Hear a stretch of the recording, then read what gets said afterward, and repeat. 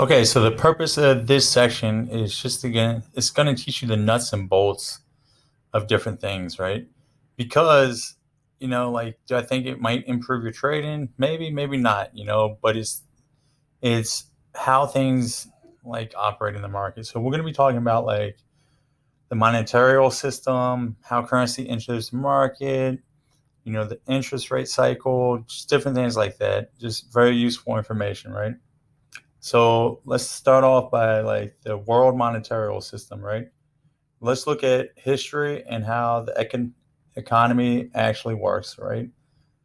But before we do, if you understand how money is printed and how inflation affects the economy and how the Fed operates, it will go a long way, right? We keep it simple, like that way you can teach your children and they can teach your grandchildren and you can apply this on an everyday like scenario.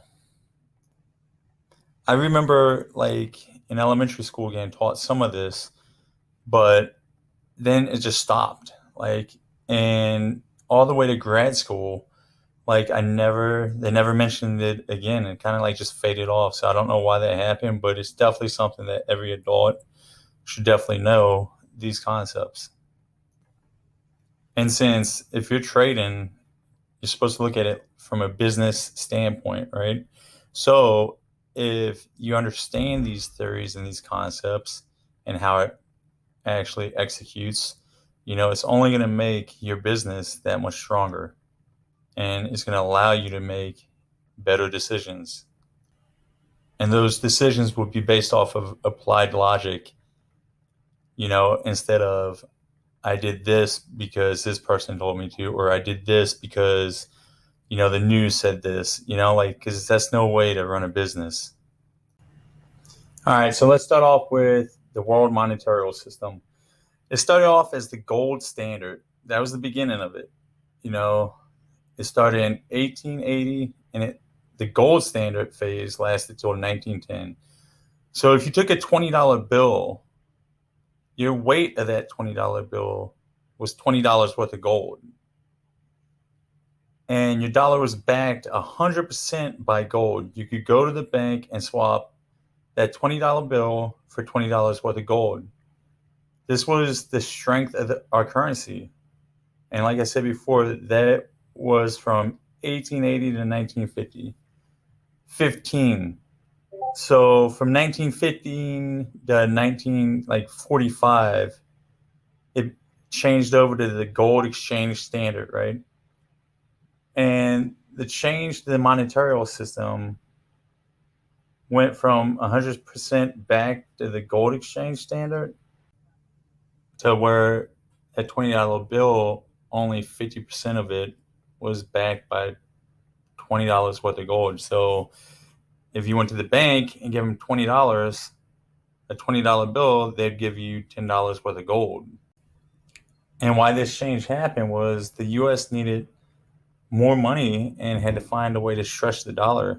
The only way that was possible was to increase the production of gold, and that's impossible because there's only a fixed amount of gold in the world, right? So we had to reuse the gold that we had and get more currency in circulation out of it. That's what they did. So they came up with this 40% reserve ratio, and that was created. So 50% of the bill was backed by, $20 worth of gold, So you would have, and due to the events that happened in the country during 1915 to 1945, like they realized they needed even more money, right? And so they had to change it again. Uh, and this was mostly due to the events that happened during the last phase and then the world wars, right? We had to change the monetary system to what was known as the Bretton Woods system. Like, and it went from like 1945 to like 1970s. And since the US was a powerhouse due to our status, the biggest economy in the world, uh, our highway system, and all the different things that made us great and a powerhouse country, they realized they needed more money. right? And so different countries agreed to exchange and back their currency to the US dollar. And then the US dollar would be backed by gold, right? And so 35% of it would equal 1 ounce of gold, right? This was before Forex, and there was no difference in the price of currencies. It would just get adjusted year to year based on the circulation of the dollar's worth, which was fixed because it was linked to gold, right? And so actually, under the Bretton Woods system, there was a zero reserve ratio, which means it didn't matter how much gold the bank had, you could trade however much currency you wanted. And this created what we currently know, what we currently are using, now known as the new dollar standard. And that took over in 1971, the current days, you know. And I'm not sure why all the world leaders agreed to this and didn't see an issue with it, but they agreed to remove gold from backing up our currencies completely, right?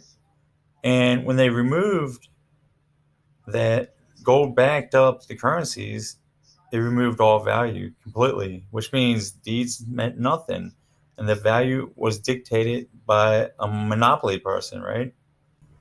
And when you remove value from a currency, it's now known as a fiat currency. And that means it's only based off of confidence that that currency will not go bankrupt. Now, all currencies have no backing, which means the value comes from the confidence, which is why people pay income taxes and all that stuff. There has been over 600 fiat currencies so far that went down to zero. The most recent was the Zimbabwe dollar, right? So, why would the US dollar be any different and be the one that stands the test of time? Why would the euro stand the test of time? You know?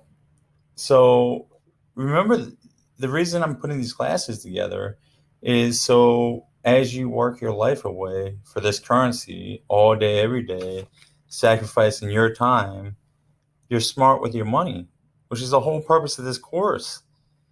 Put your money in something with value. Okay, so if we look at the monetary system cycles that we've been through, we'll notice that the pattern was approximately 40 years for each cycle. And if we stick to this pattern, we're due for a change in the system. We're kind of overdue.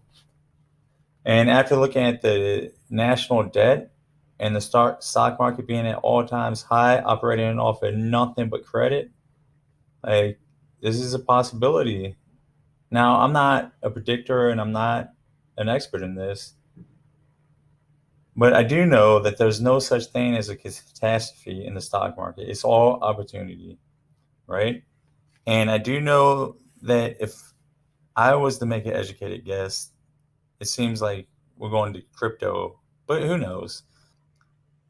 The next class I'll give would talk about how currency is brought into the circulation of the economy. It's pretty interesting stuff. All right, later.